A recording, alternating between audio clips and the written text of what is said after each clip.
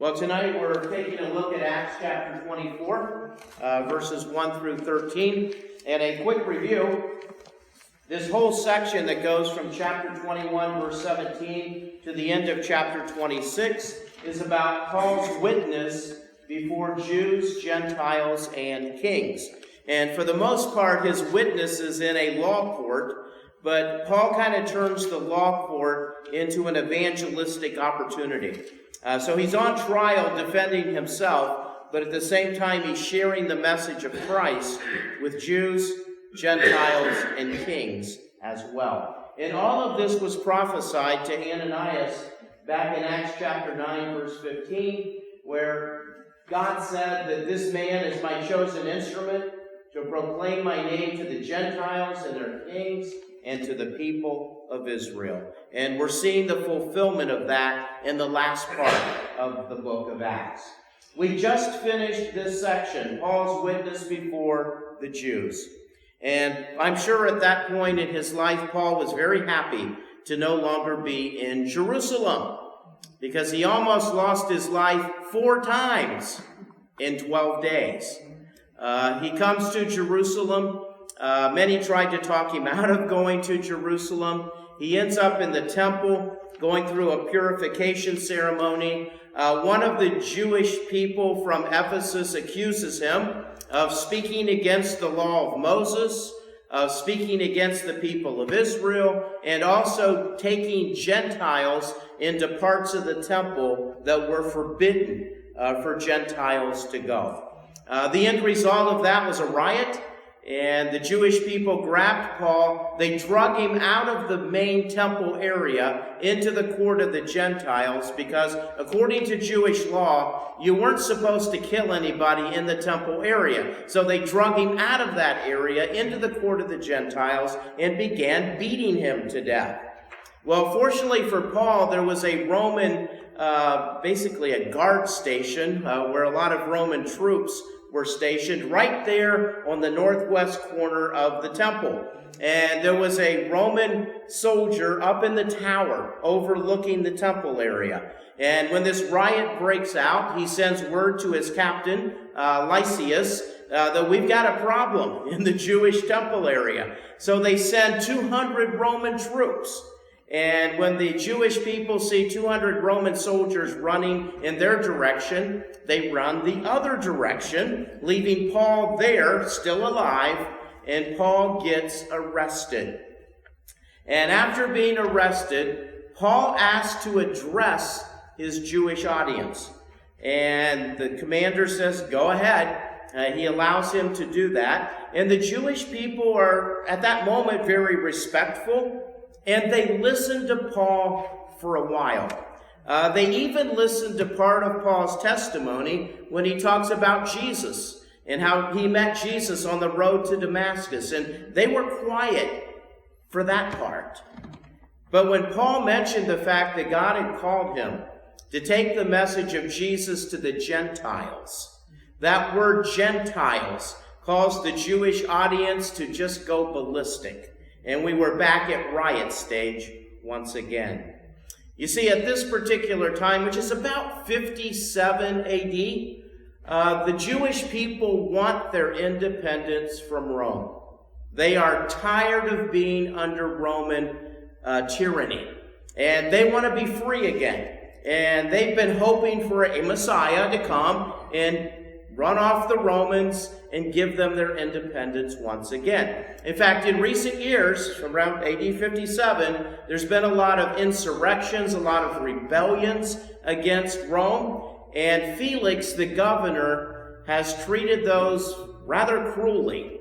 Instead of trying to make peace with the Jewish people, he would punish them severely. And so the Jewish people at this point hate the Romans. They hate Gentiles. And here's Paul talking about God calling him to go to the Gentiles, and that doesn't go over very well. Well, at that point, Paul gets taken into the barracks. And Lysias, who is basically the commander of the Roman troops there in Jerusalem, decides that Paul is nothing more than a troublemaker. In fact, at one point he thought he was an Egyptian insurrectionist. And so he decides basically to have Paul beaten to death, tortured to death. And basically, if Paul dies, the Jewish people aren't going to complain, and we just got rid of a troublemaker and all will be well. But Paul brings up the fact that he's a Roman citizen. And if you're a Roman citizen, you have rights that absolutely are not to be violated. And one of the rights as a Roman citizen, you could not be punished in any way without a trial. And unless you were proven guilty, you could not be punished. In fact, you weren't even supposed to be bound with chains in any way as a Roman citizen. So when the commander finds out that Paul's a Roman citizen, he calls off the torture, and now he's got an issue. He's got a Roman citizen with rights that the Jewish people hate. So what's he going to do with Paul? Well, he decides to take him to the Sanhedrin, which is the Jewish court, to try to find out why in the world these Jewish people hate this man, who happens to be a Jewish man and a Roman citizen at the same time. Well, Paul gets into court and things do not go well.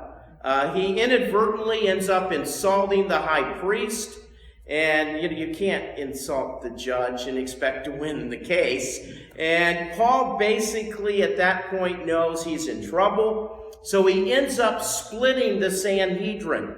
The Sanhedrin were 70 members of a court. Some of them were Pharisees, and Paul was a Pharisee. Some of them were Sadducees.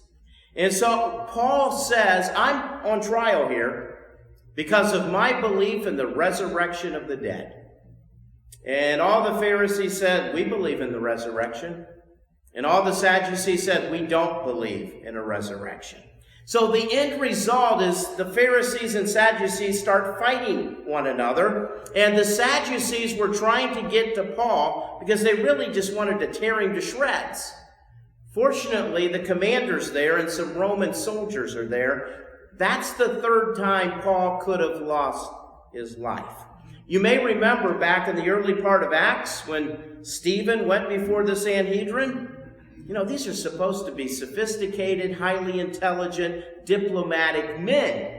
But what do they do to Stephen? They drag him outside of the courtroom, outside of the temple area, and stone him to death.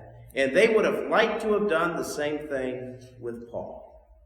Well, the very next day, we learn of a plot. 40 Jewish men have taken a vow before God that they're not going to eat or drink until they've killed Paul. And they have a plan. They're going to ask the Roman commander to bring Paul back before the Sanhedrin for a second trial to get more information. But their plan is between the barracks and the courtroom. They were going to ambush Paul and kill him. Well, it just so happens that Paul's nephew is living in Jerusalem, and he hears the rumor. So he goes to the barracks, gets permission to speak with Paul, and tells him. And then Paul gets the commander to listen to what this young man has to say. And at that point, the commander decides, I've got to get this guy out of Jerusalem. I need to get him to Caesarea, to the governor, so that I can just put this behind me, so that I'm no longer responsible. So, apparently this plot was to take place the very next day. So that night, around 9 o'clock at night, the commander sends Paul with a lot of Roman soldiers from Jerusalem to Caesarea. It's about a 65-mile journey, and he sends him to the governor, Governor Felix. And he writes Felix a letter basically saying, he's now your problem. He's no longer my problem. So Paul is now in Caesarea. And so at the end of chapter 23, Paul has made the journey from Jerusalem to Caesarea, and this part of the story ends. We now move to the next part of the story, which is chapters 24, 25, and 26. And Paul's now going to give a witness before Gentiles and their kings. So again, Paul's on trial. That's the setting. But now the trial's not in Jerusalem, it's in Caesarea. Now it's not before the Jewish court, but a Roman court. Now the Jewish people are still those who are antagonistic against Paul. They're going to bring charges. But the person hearing the case is now going to be a Roman governor. And that's going to take place in this section. What we find again is that the Roman governors are going to protect Paul. But because of Jewish pressure, they're not going to release him. They're not going to declare him innocent and set him free. So there's a lot of politics going on in that decision. The Roman governor wants to keep the Jewish people happy. At the same time, he wants to protect his fellow Roman citizen. So we're going to find out that these governors are very indecisive in terms of what they're going to do.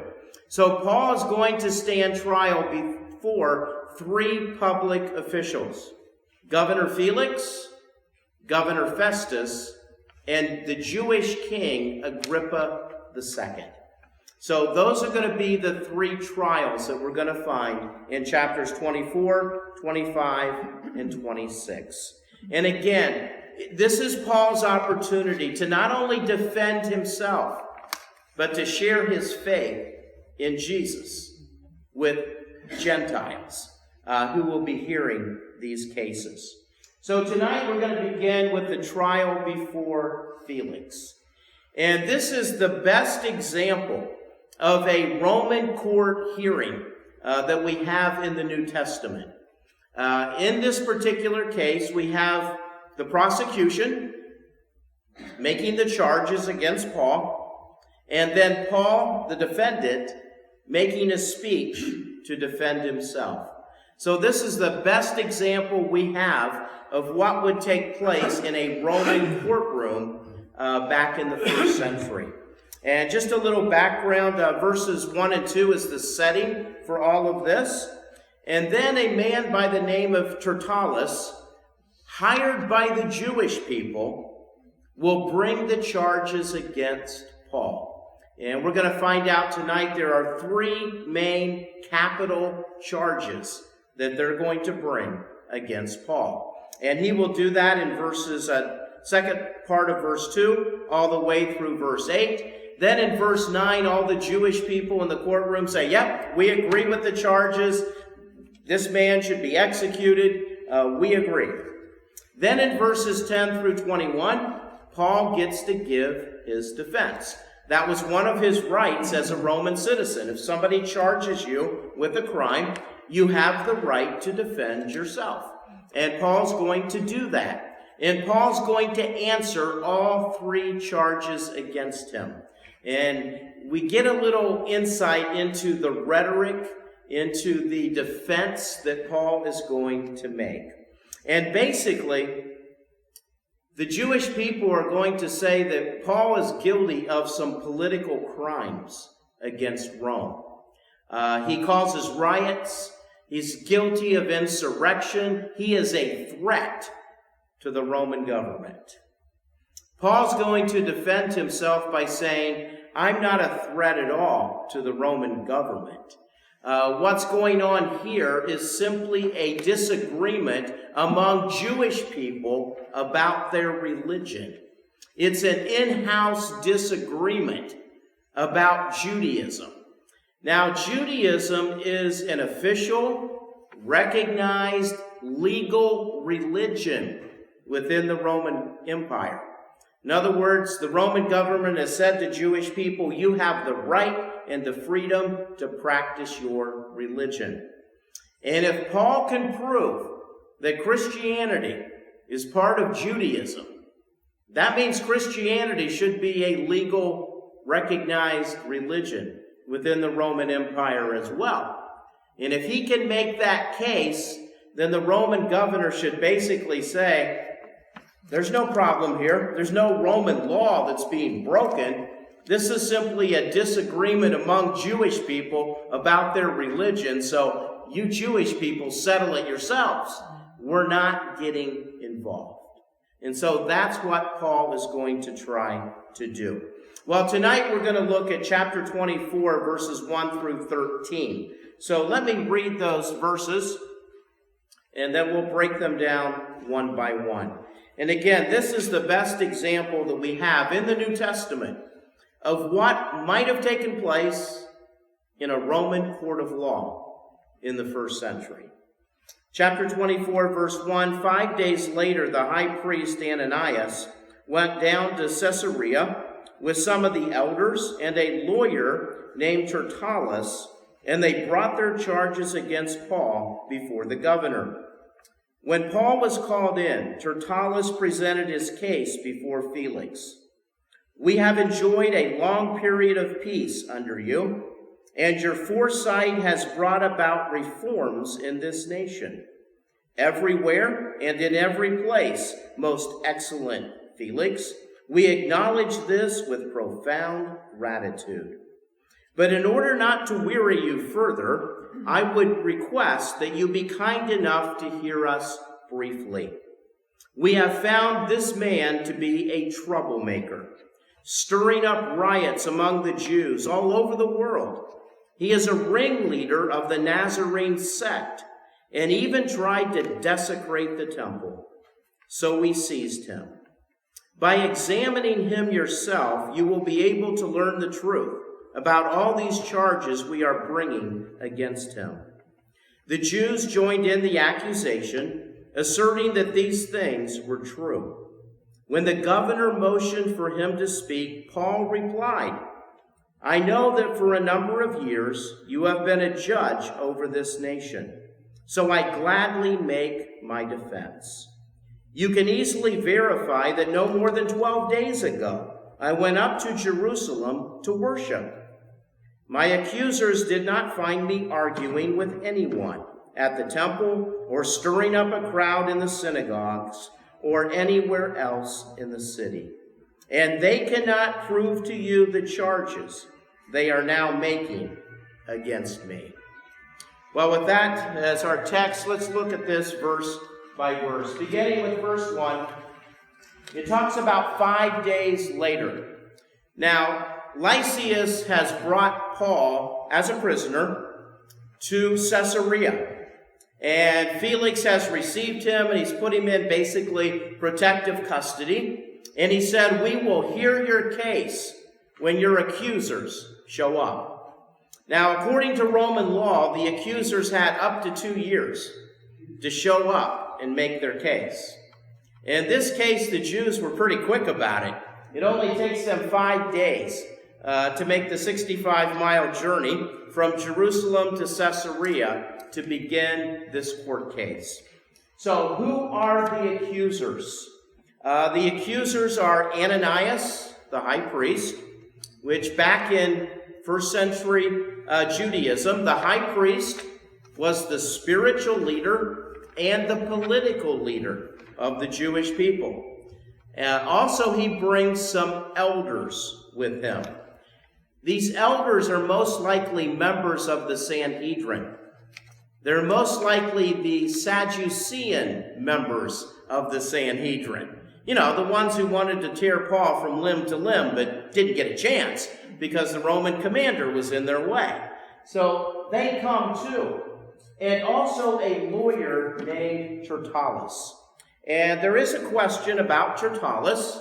Is he Jewish or is he Gentile? He obviously has a Roman name. In verses 3, 4, and 6, he uses the phrase we in reference to the Jewish people. But does that mean that when he says we, that I am a Jew as well? Or am I simply saying we because I'm representing the Jews because I'm their lawyer? In verse 9, it appears that Tertullus is not Jewish because the other Jewish people in the courtroom had to say, yes, we agree with these charges. In other words, we hired this man to do this, and we agree with what he says. It wasn't uncommon for Jewish people to hire a Gentile lawyer to represent them in Roman court. Obviously, the Gentile lawyer knows Roman court inside and out, and many of the Jewish people did not. So they hire him to present their case.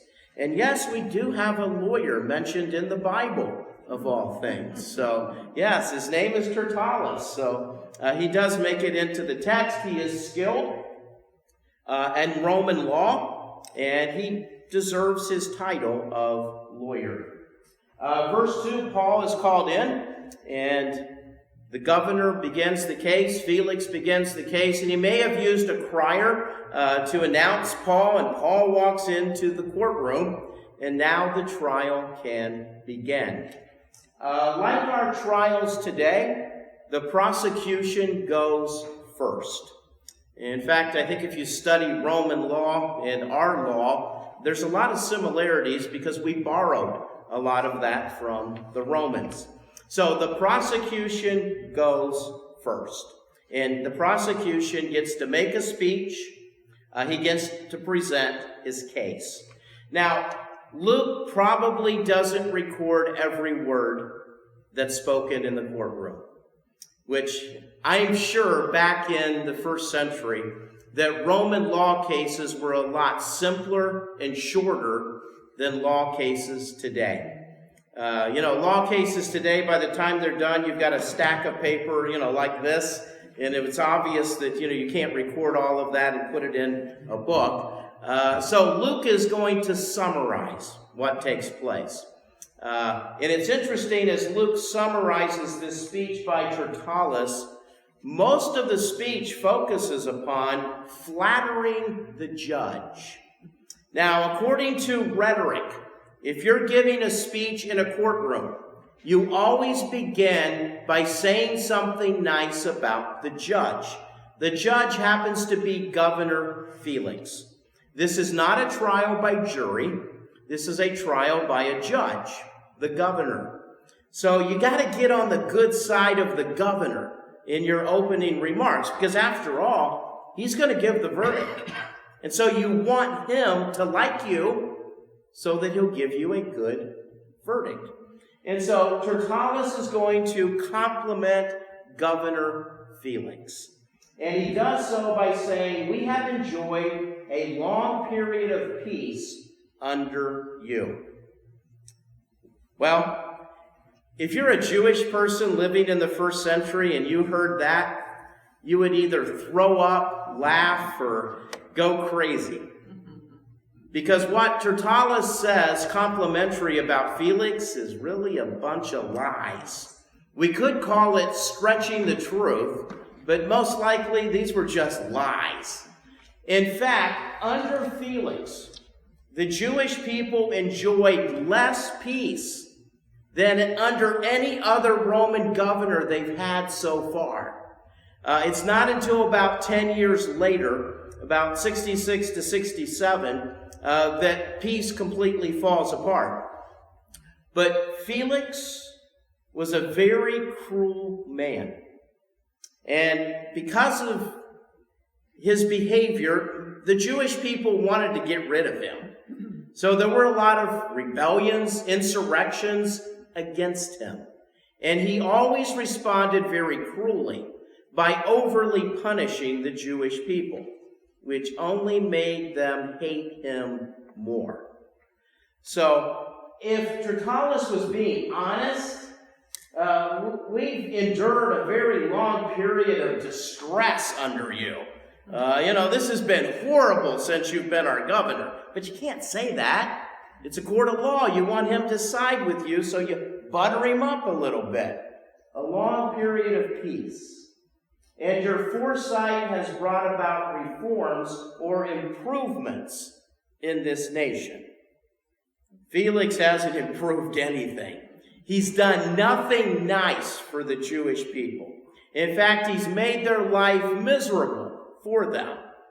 But again, you have to butter up the judge. Now, as a Roman governor, it's your job to keep the peace. You are being employed by your superiors to keep civil order. And if you can't keep order, they will remove you. So basically, Tertullus is saying, Governor, you're doing a good job. You're doing your job well. And we are so thankful that you are our governor. Well, not really. Verse 3, it continues, everywhere and in every way, most excellent Felix, we acknowledge you with profound gratitude. No, we acknowledge you with utter disgust. To say most excellent Felix, wow, that's stretching the truth. Most incompetent Felix would have been the truth. But again, he's buttering up the judge. In verse 4, but in order not to weary you further, I would request that you be kind enough to hear us briefly. It was quite common back in the first century as a lawyer presenting your case that you tell the judge you're going to do this briefly. In other words, we're not going to weary you with all the details. We're going to make our case and get to the point quickly. Today, a lawyer would never say that. The longer the case goes, the more money he makes. If he's working by the hour, he wants this puppy to stretch out for, days and weeks. Forget briefly. We're going to stretch and expand this thing. But back in the first century, briefly. Brevity was a value back in the first century. Beginning in verse 5, he's going to finally make his case against Paul. He's going to charge Paul with 3 things. All 3 charges are capital crimes. All 3 charges could get Paul executed. So let's take a look at them. The first one is Paul is a troublemaker. The word means a pest or a plague. Now at first it kind of looks like this is kind of ridiculous. He calls him a pest and a plague. Is it just simply name-calling? And in one sense, that's what it is. But there's something else involved. In many ways, he's accusing him of insurrection, of rebelling against the Roman government, of being a threat to peace and order in the Roman Empire. Now again, the Romans prided themselves in their peace. And if you value peace, then you don't like people who cause riots, disturbances, those who are guilty of disrupting the peace. And Felix knows all about insurrection and rebellion on the part of the Jewish people. So in many ways, Tertullus is saying, Felix, here's another one of these insurrectionists, and you've dealt with many of them. So if you will simply convict this man and execute this man, that's one less insurrectionist you have to worry about. This person is a threat to the peace of Rome. He's a troublemaker. He stirs up riots among the Jews no matter where he goes. And so he's guilty of disrupting the peace. Execute him, and your life's going to be a whole lot better. And Felix knows that his job depends upon keeping the peace. That's in his job description.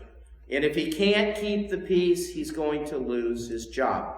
Oh, by the way, shortly after this trial, he loses his job. Basically because he can't keep the peace. So, capital crime number 1, he's a troublemaker, he's an insurrectionist, he's a threat to the Roman Empire. Crime number 2, charge number 2, he's a ringleader of the Nazarene sect. That's another phrase for Christianity. It's the only time in the entire New Testament that Christians are called followers of the Nazarene sect. Of course, Jesus was from Nazareth. There were a lot of people named Jesus during the New Testament. In fact, the name Jesus comes from the name Joshua from the Old Testament. It means the God who saves. And Joshua, of course, was one of the great leaders of the Jewish people, so naming your son Joshua or Jesus would be a wonderful thing to do. But to distinguish this particular Jesus, he was Jesus of Nazareth.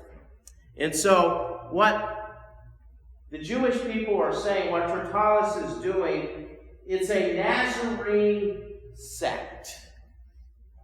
He doesn't say that it's part of Judaism. No, it's different from Judaism. It's a sect. It's a different religion from Judaism. Because Tertullus and the Jewish people know they have freedom of religion.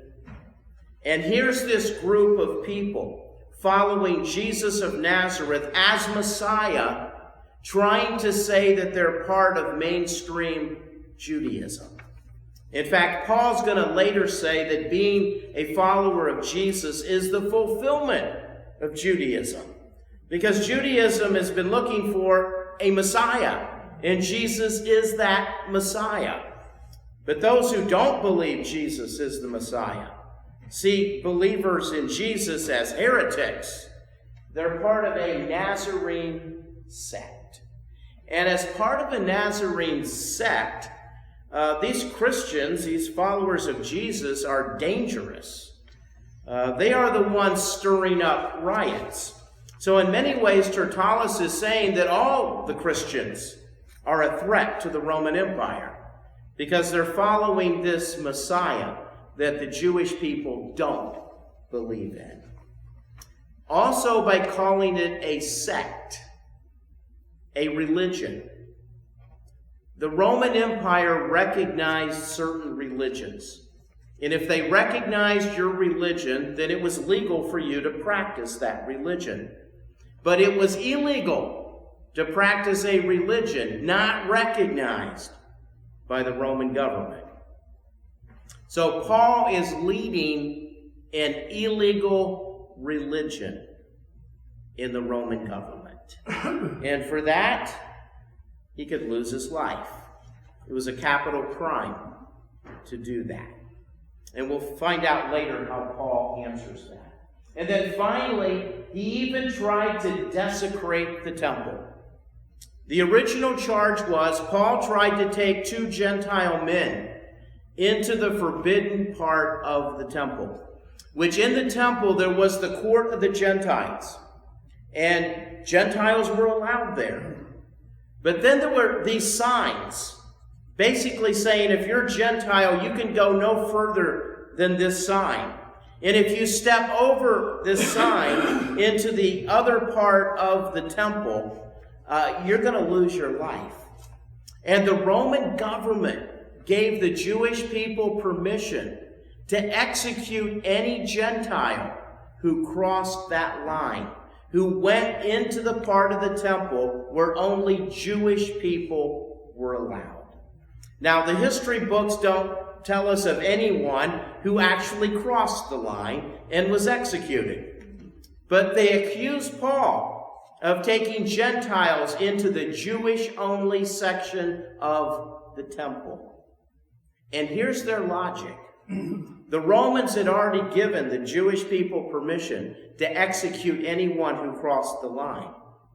So basically what Tertullus is saying to Felix is, you should turn Paul over to us, to the Sanhedrin, and we will try him based upon what he did, and if we find him guilty, we have the right to execute him. So if Paul loses this case, or if the Roman governor wants to do the Jewish people a favor by handing over Paul, Paul's life is over. He will be executed. 3 very serious charges that could result in Paul losing his life. Well, in the end of verse 6 through the beginning of verse 8, there are some verses that if you have the NIV, you don't have those verses.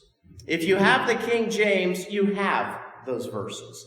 And what happened was there were some manuscripts that had these verses and some other manuscripts that did not have these verses. And those who put together the NIV translation decided that the manuscript evidence doesn't support these verses being in the original. Now, one of the biggest issues we don't have the originals. We have thousands and thousands of copies, but we don't have the original. So scholars are making a guess at that point. But I'm going to treat this like it's in there and like Luke wrote it, because I think the story makes more sense with this verse and a half in there. So let's take a look at what it says. So again, Tertullus is speaking, and he says, "We would have judged Paul in accordance with our law." And if you know the story, you're laughing at this point, or you're crying at this point. Tertullus makes it look like the Jewish people wanted to arrest Paul, bring him before a court of law, and try him. But what were they doing to Paul outside the temple area? Were they arresting him and leading him away to trial? No, they were beating him to death. So, if you get to tell the story, you get to tell the story your way.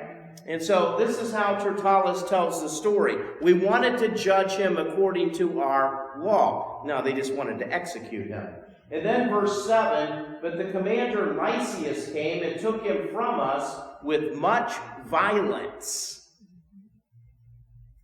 Luke doesn't mention any violence when Lysias comes to arrest Paul. In fact, Luke tells the story. The Jewish people are beating Paul. The soldier in the tower notices it. Lysias and 200 Roman soldiers run on the scene, and the Jewish people scatter and leave Paul by himself. There's no violence.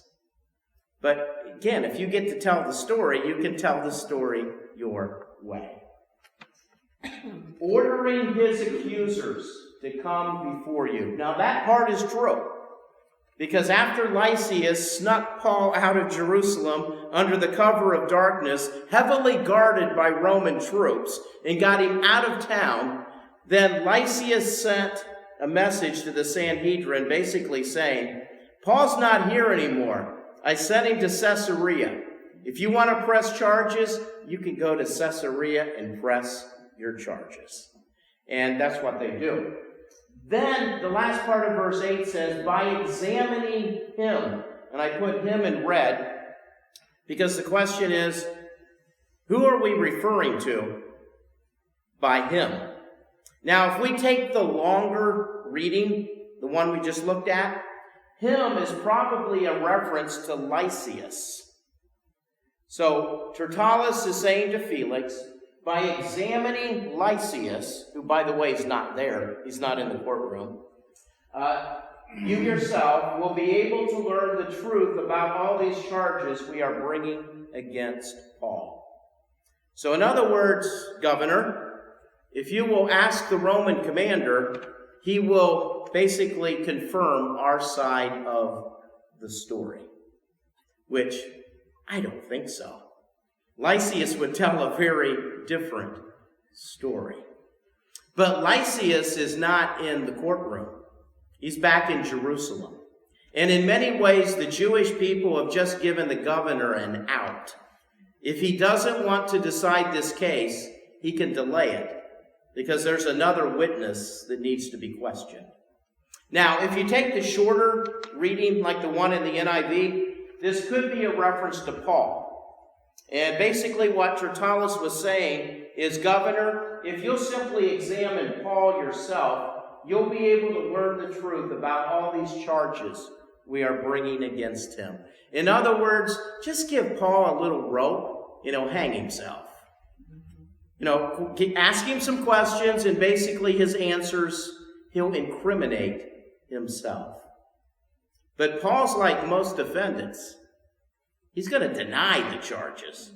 So most likely this is a reference to Lysias, which I think is why those verses need to be included, because they tell that part of the story. Well, the prosecution has now wrapped up their case, and the Jewish people in the courtroom assert that all of these things are true, that Paul is guilty of those 3 capital crimes. So what does the governor do next in verse 10? He motions for Paul to speak. So he doesn't take Paul off by himself to examine him. Instead, he probably gives him a nod of the head or looks in his direction and says, it's your turn to give your side of the story. And just like we do in court today, the defendant gets to answer second. The charges are presented against him, and now he has the right to present his case. And that's what Paul's going to do. Paul does not have a lawyer. Paul represents himself. Paul is very highly educated. And back in the first century, education consisted of learning the art of rhetoric, the art of persuasion, which was basically what you do in a law court. So Paul can handle himself in a law court, and he's prepared to do that. So Paul speaks, and guess what he has to do first? Flatter the judge. Butter him up a bit. So what does Paul say? I know that for a number of years you have been a judge. In fact, the number of years is about 5 years. And you've been a judge over this nation, so I gladly make my defense. Felix understands a few things about Jewish people. He understands a few things about Jewish religion. So what he's about to hear is not going to be new. He understands Judaism. He's dealt with it for 5 years, and Paul says, I'll gladly make my case before you because you're going to understand this. In fact, implied in that is, you're going to understand it so well that you're going to side with me. Paul doesn't resort to flattery. He just simply says, you've been doing this for 5 years, you understand this, so I gladly make my defense before you. Paul is going to answer the 3 charges against him. The first charge is that he's a troublemaker. He stirs up riots. He's going to answer that in verses 11 through 13. The second charge is that he's starting a new religion, an illegal, unauthorized religion called the Nazarene sect. And Paul's going to answer that charge in verses 14 through 16.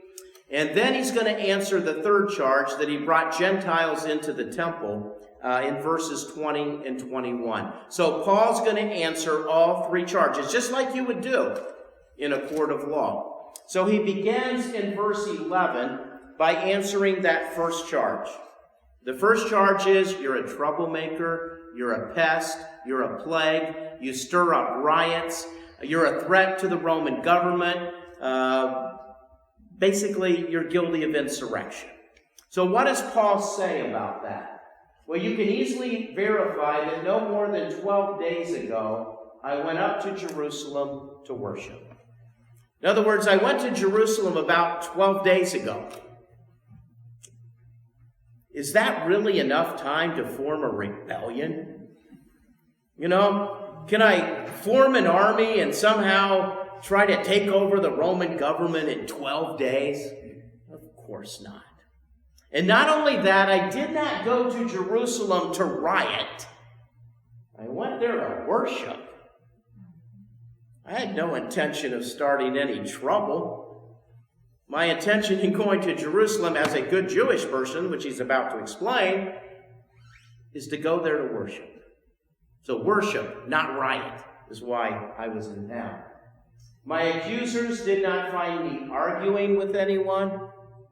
They didn't find me stirring up a crowd in the synagogues or anywhere else in the city. Paul said, basically, I went to town and I minded my own business. I didn't start any problems whatsoever. In fact, Paul will go on to say, they don't have any witnesses that I started any trouble. So I can say, I didn't start any trouble because they have no witnesses to prove that I did. Because I didn't.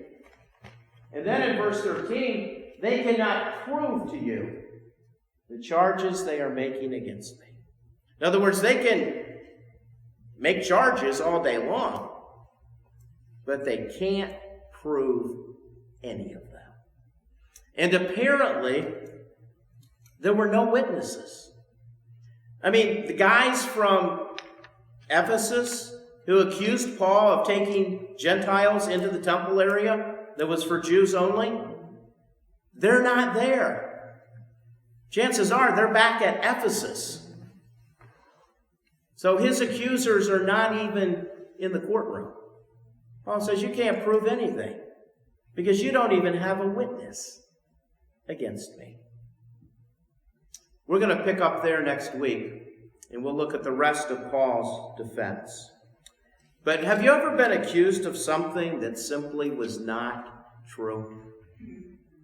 Somebody accused you of something, accused you of saying something, and it simply wasn't true. You know, it's not easy to defend yourself against lies. I mean, once it's spoken and the words are out there, it's tough to defend yourself against that. People can accuse you of whatever they like. Their accusation doesn't make it true. But have you ever been surprised at how many people may have believed a lie about you without ever checking it out? I mean, somebody says something, and then these other people start believing it. But they never said to the person who made the accusation, can you prove that? Isn't it interesting how gullible some people can be? You know, that's how rumors and gossip get started.